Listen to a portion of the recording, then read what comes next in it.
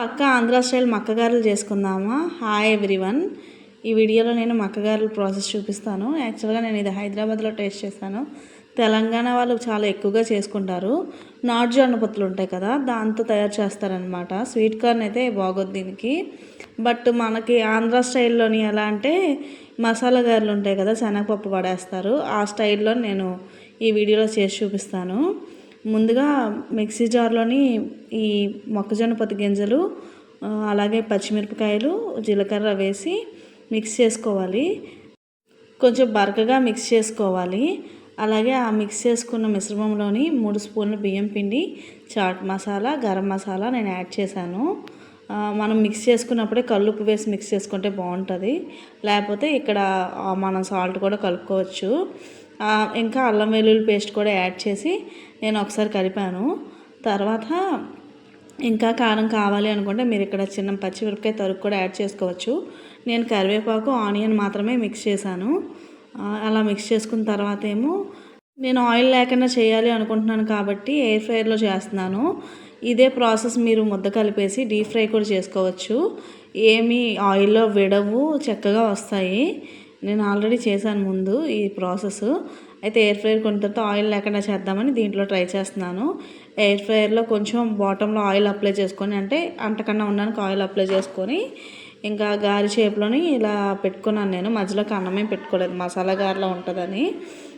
So మీకు నచ్చితే కన్నం కూడా పెట్టుకోవచ్చు, ఎందుకంటే ముద్ద కొంచెం థిక్ కన్సిస్టెంట్లో ఉంటుంది కాబట్టి.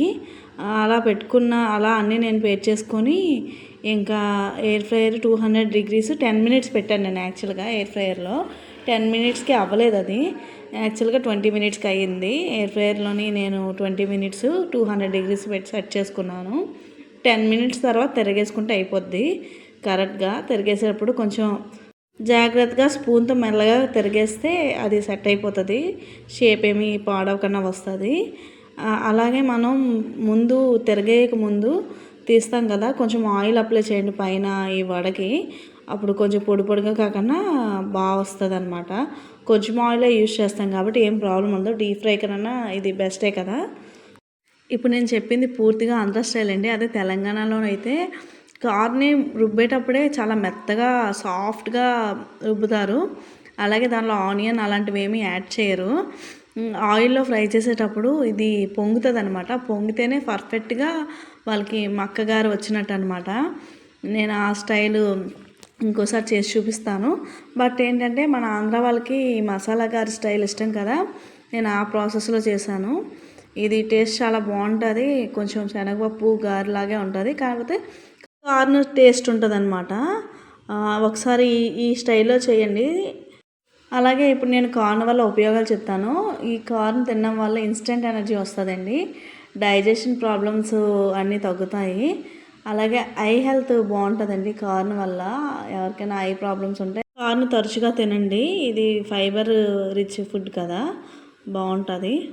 అలాగే డైట్ చేస్తున్న వాళ్ళు, వెయిట్ లాస్ కోసం చూస్తున్న వాళ్ళు కూడా ఈ రెసిపీ ట్రై చేయొచ్చు. ఎందుకంటే ఆయిల్ చాలా లెస్గా యూజ్ చేసాం కాబట్టి, అండ్ కార్న్ కూడా ఫైబర్ ఫుడ్ కాబట్టి బాగుంటుంది.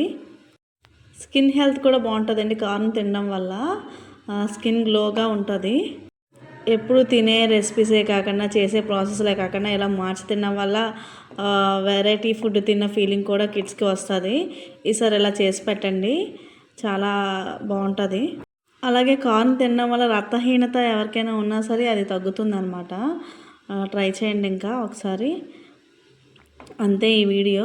నా వీడియో ఎంతవరకు మీరు చూసినట్టయితే ఎంతో కొంత నచ్చుతుంది కదా. నా ఛానల్లో మిగిలిన వీడియోస్ కూడా చూడండి, ఒకసారి చెక్ చేసి మీకు నా కంటెంట్ బాగా నచ్చితే సబ్స్క్రైబ్ చేసుకోండి. అలాగే లైక్ చేసి మీకు నచ్చితే మీ ఫ్రెండ్స్ అండ్ ఫ్యామిలీ మెంబర్స్ కూడా షేర్ చేయండి. ప్లీజ్ సపోర్ట్ చేయండి.